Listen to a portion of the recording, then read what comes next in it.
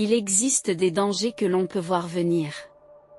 Des armées aux portes des villes.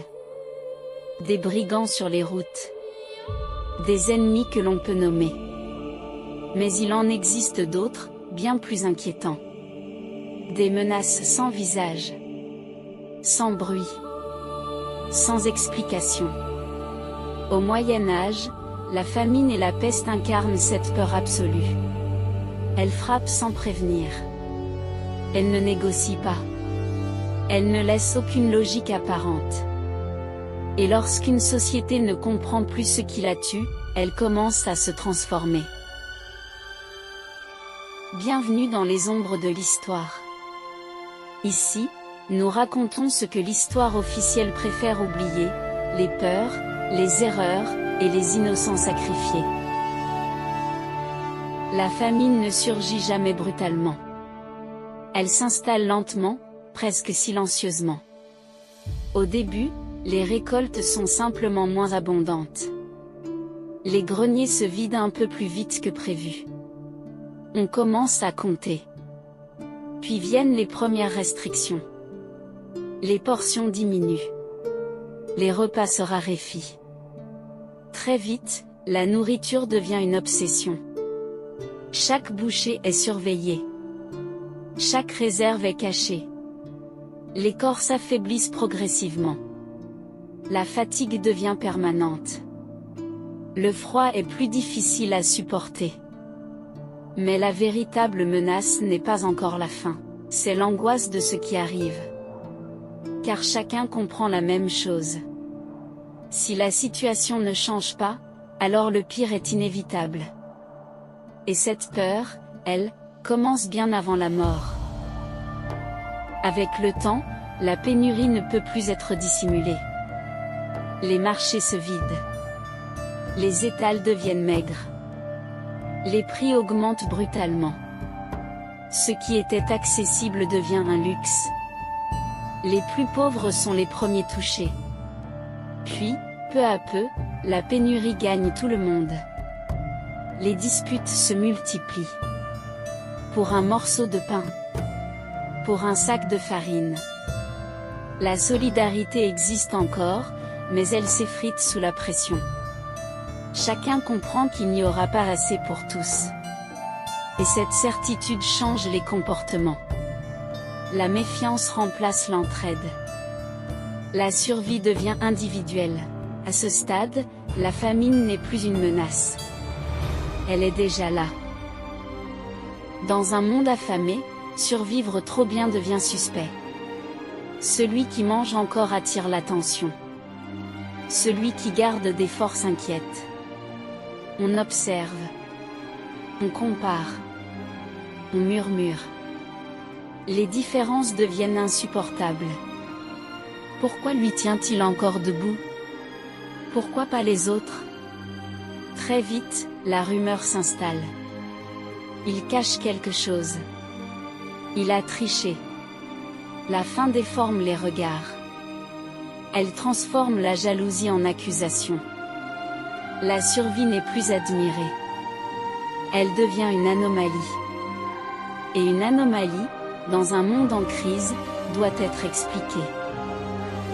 Comme si la famine ne suffisait pas, la maladie apparaît. Elle frappe sans logique apparente. Elle traverse les maisons. Elle décime des familles entières. La peste n'a pas de visage clair.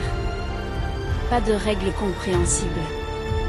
Certains tombent malades rapidement. D'autres semblent épargnés. Personne ne comprend pourquoi. Et surtout, personne ne sait comment se protéger. La mort devient invisible. Elle rôde partout. Cette incertitude est insupportable. Car ce que l'on ne comprend pas ne peut pas être combattu. Alors la peur grandit. Et avec elle, le besoin d'un responsable. Face à l'incompréhensible, les hommes cherchent une explication. La mort ne peut pas être absurde. Elle doit avoir une cause. Punition divine. Faute morale. Présence impure. Ces idées rassurent. Elles donnent l'illusion d'un ordre. Si quelqu'un est responsable, alors le chaos devient supportable. Les sermons renforcent ces croyances. Les peurs se structurent. On ne combat plus la maladie. On combat ce qui est perçu comme une menace. Peu importe que ce soit vrai. L'important est d'y croire. Car croire, c'est déjà reprendre le contrôle. Dans les villes frappées par la peste, les survivants dérangent. Celui qui ne tombe pas malade devient un problème. Pourquoi lui? Pourquoi pas les autres? Sa simple présence inquiète. On l'observe avec méfiance. On se demande ce qu'il cache. Ce qu'il sait. Ce qu'il a fait. La peur transforme la différence en menace. Et la suspicion remplace la raison. Peu importe l'absence de preuves. Le doute suffit.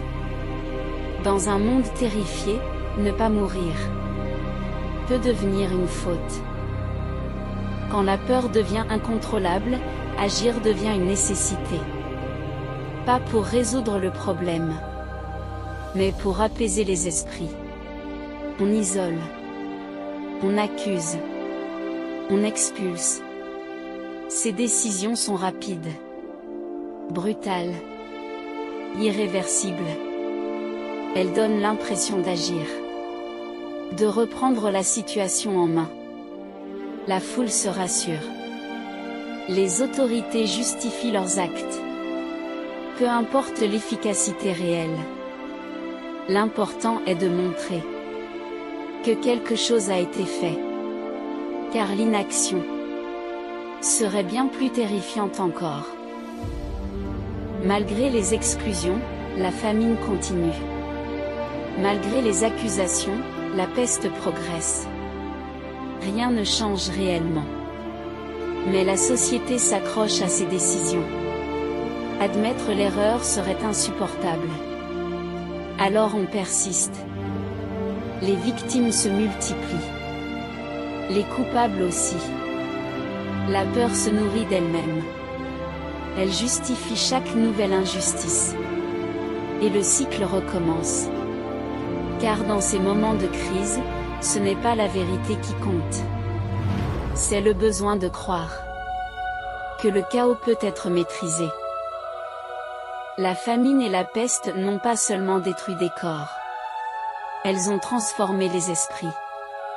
Face à la peur, les sociétés médiévales n'ont pas toujours cherché à comprendre. Elles ont cherché à désigner un responsable, un visage, un coupable. Ces choix n'ont pas arrêté la maladie. Ils n'ont pas fait revenir la nourriture. Mais ils ont laissé des traces. Des décisions prises dans la panique. Des injustices devenues des certitudes. Ces mécanismes ne sont pas propres au passé. Ils traversent les siècles. Car lorsque la peur domine, l'histoire montre que l'humanité préfère souvent accuser, plutôt que d'affronter l'incompréhensible. Ce sont ces moments que nous explorons ici, dans les ombres de l'histoire.